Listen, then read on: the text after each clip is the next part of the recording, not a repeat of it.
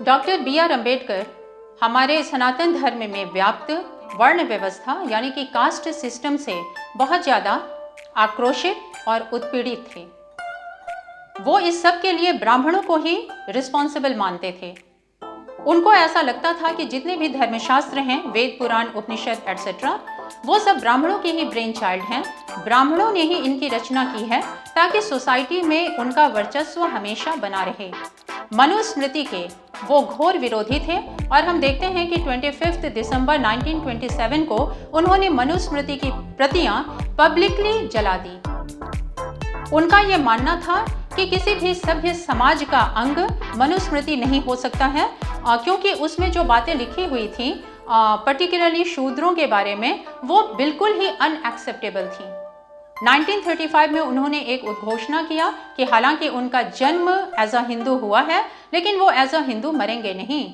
और 14 अक्टूबर 1956 को अपने करीब 3,80,000 फॉलोअर्स के साथ उन्होंने बुद्धिज्म में कन्वर्ट कर लिया, यानी सनातन धर्म का परित्याग किया और बौद्ध धर्म में दीक्षित हो गए। डॉक्टर अंबेडकर वेस्टर्न फिलॉसफी से बहुत ज़्यादा प्रभावित थे। मॉन्टेस्क्यू, रूसो, वोल्टेयर, ये तमाम दार्शनिक जिनकी वजह से फ्रेंच रेवोल्यूशन हुआ, और फ्रेंच रेवोल्यूशन जिसने ये स्लोगन दिया था स्वतंत्रता, समानता और बंधुत्व, यानी कि लिबर्टी, इक्वालिटी एंड फ्रेटर्निटी। और इन तमाम चीज़ों से अंबेडकर बहुत ज़्यादा प्रभावित थे। उनको लगता था कि एक ऐसा ही सोशल ऑर्डर होना चाहिए, एक ऐसा ही समाज होना चाहिए जिसमें सब बराबर हों, सब, ना कोई ऊंचा हो ना कोई नीचा, ना कोई विपन्न हो और ना कोई अफ्लुएंट। वो ऐसे ही समाज के परिकल्पना में खोए रहते थे और इंडिया में जो समाज था वो इसके बिल्कुल ही विपरीत था। जातिगत समस्याओं के चलते उन्हें अपने पर्सनल लाइफ में भी बहुत सारे प्रॉब्लम्स का सामना करना पड़ा, जिसकी वजह से इस तरह के विचार उनके पूरे मन मस्तिष्क पे छाए रहते थे। हम देखते हैं कि उन्होंने बहुत सारे किताबों को लिखा, जिसमें कि एनिहिलेशन ऑफ कास्ट, जो कि एक अनडेलिवर्ड स्पीच था, जो कि एक बुक फॉर्म ले लिया, उसको भी बहुत ज़्यादा लोग पढ़ते हैं। और जैसा कि आप उसके नाम से ही समझ सकते हैं, उसके टाइटल से ही समझ सकते हैं कि उनका ये मंशा था कि वो एक ऐसा सोसाइटी इंडिया में कायम कर पाएंगे जो कि कास्ट रहित होगा। एनिहिलेट कर देंगे कास्ट को, यानी कास्ट का सर्वस्वांत कर देंगे, वो कास्ट का बिल्कुल ही विनाश कर देंगे। लेकिन अफसोस ऐसा हो नहीं सका, हालांकि उनको ये पूरा विश्वास था कि वो ऐसा कर पाएंगे। उन्होंने हु आर शूद्रास ये भी बुक लिखा, और शूद्र कौन है, उनका उद्भव क्या है और किस तरीके से उनको टॉर्चर किया जाता है, टॉर्मेंट किया जाता है, उनका शोषण किया जाता है, और ये सब बातें उसमें डील की गई। हालांकि शूद्र जो थे वो जो ब्रह्मानिकल हायरार्की है, ब्राह्मण, क्षत्रिय, वैश्य और उसके बाद शूद्र, वहाँ पे आके ये जो सनातन हायरार्की है वो खत्म हो जाता है। जिस कम्युनिटी को डॉक्टर अंबेडकर बिलोंग करते थे उसे अंत्यज्य कहा जाता है, यानी कि आउटसाइड द आर्यन पे, यानी कि ये जो सामाजिक व्यवस्था था सनातन धर्म में, उसके बाहर इन लोगों का स्थान था, जिसे ज्योतिबा फुले ने दलित इस वर्ड से संबोधित किया। और लेटर ऑन हम देखते हैं कि गांधी जी ने जिसे हरिजन कह के संबोधित किया, और आज जिसको हम शेड्यूल्ड कास्ट के नाम से जानते हैं। अगर आप फ्यूडल इंग्लैंड या फ्यूडल यूरोप को देखेंगे तो आपको पता चलेगा कि वहाँ पर भी 4 स्ट्रेटा बना हुआ था सोसाइटी का। जो सबसे ऊपर था वो थे किंग्स यानी कि राजा, उनके नीचे थे अर्ल्स एंड ड्यूक्स यानी कि बहुत बड़े बड़े जमींदार, सामंत, नोबिलिटी, उनके भी नीचे थे नाइट्स, और उन सब के नीचे थे सर्व्स। सर्व्स मतलब जो टैक्स पेयर्स थे, सारे के सारे टैक्स उन्हीं को पे करने पड़ते थे। और ये जो तीनों जो ऊपर के जो स्ट्रेटा थे, किंग्स के, अर्ल्स एंड ड्यूक्स के और नाइट्स के, उनका सेवा करना ही उनका धर्म था, उनका कोई दूसरा काम नहीं था। और ऐसा सेवा करते हुए अगर वो मर भी जाते थे तो उसका कोई भी क्षतिपूर्ति उनको नहीं मिलता था। वो एक वस्तु की तरह डील किए जाते थे, ना कि एक इंसान की तरह। एग्जाम्पल है वो है स्लेव ट्रेड ऑफ अमेरिका, जहाँ पे कि वो अफ्रीकन्स को, नीग्रोज को पकड़ के लाते थे और अपने प्लांटेशंस में दिन रात 24 घंटे काम करवाते थे, बिल्कुल ही इनह्यूमन कंडीशंस में।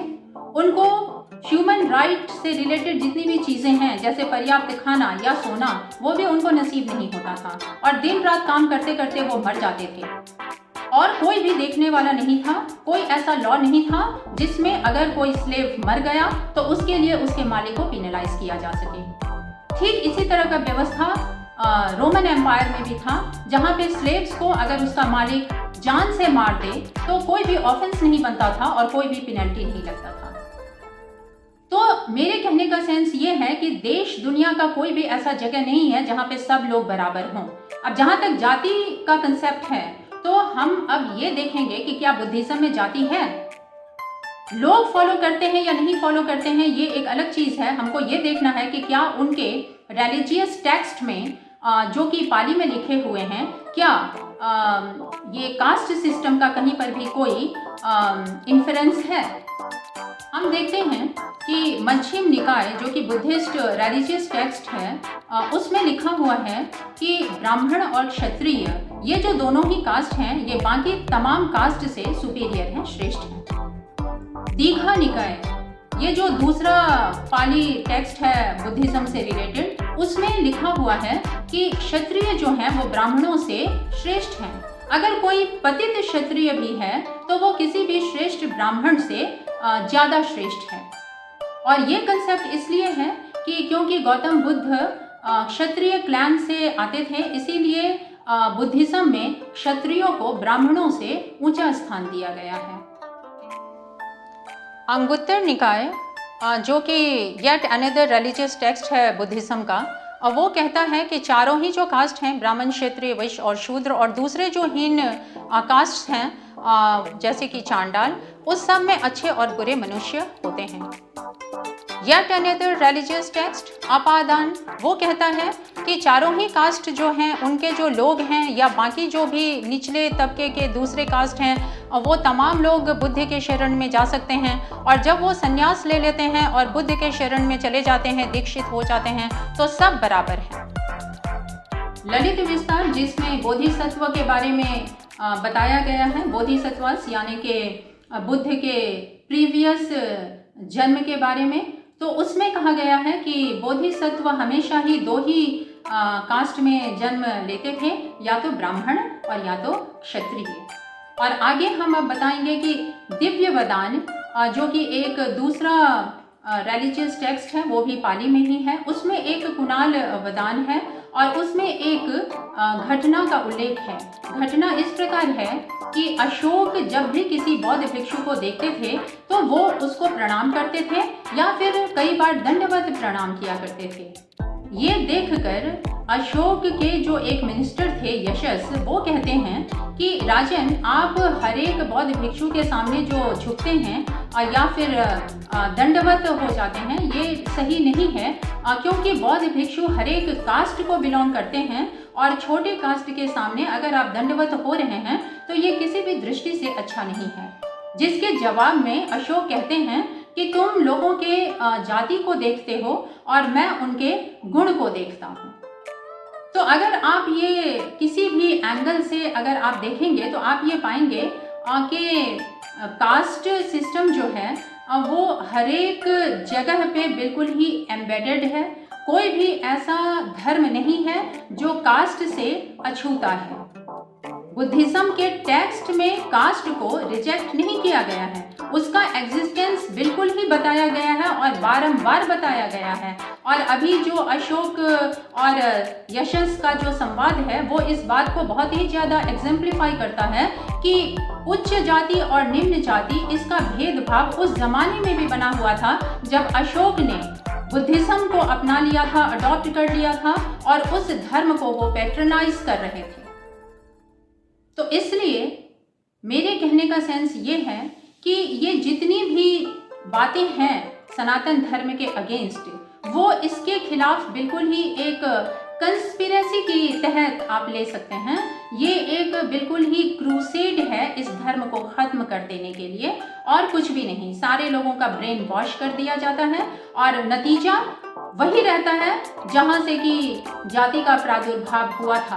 कहीं पर भी कोई भी बदलाव नहीं है। अगर आपको कोई बदलाव दिखता है तो वो बिल्कुल ही एक मिरेज है, माने एक मृग तृष्णा है।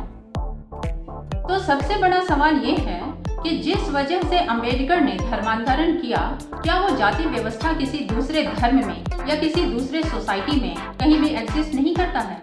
क्या दूसरा जो सोसाइटी है वो बिल्कुल ही एक आइडियल, एक उटोपियन सोसाइटी है जहां पर सब बराबर है और कहीं पर भी कोई ऊंच या नीच का भेद नहीं है? तो इसका जवाब है कि ये बिल्कुल ही एक उटोपियन, इम्प्रैक्टिकेबल कंसेप्ट है। ये सुनने में तो बहुत अच्छा लगता है, लेकिन प्रैक्टिकल रूप से इसका कहीं पर भी किसी भी सोसाइटी में कोई भी अस्तित्व नहीं है। जहां तक जाति का सवाल है तो आप कहीं भी चले जाइए, इस्लाम हो या क्रिश्चियनिटी हो, बुद्धिज्म हो, जैनिज्म हो, सिखिज्म हो, सब में एक बहुत ही सुदृढ़ तरीके का जाति व्यवस्था बना हुआ है। जैन धर्म में भी हर एक कास्ट के लोग हैं। आपको हर एक कास्ट में एक सनातन धर्मी मिल जाएगा और एक जैन धर्म वाले लोग मिल जाएंगे। वैसे ही आपको बुद्धिज्म में है। बुद्धिज्म में भी जितने भी लोग कन्वर्ट हुए, जो दलित थे, जो शेड्यूल्ड कास्ट थे, वो तमाम लोग जो बुद्धिज्म में या जैनिज्म में कन्वर्ट हुए, वो तमाम लोग आज भी कास्ट सर्टिफिकेट होल्डर हैं।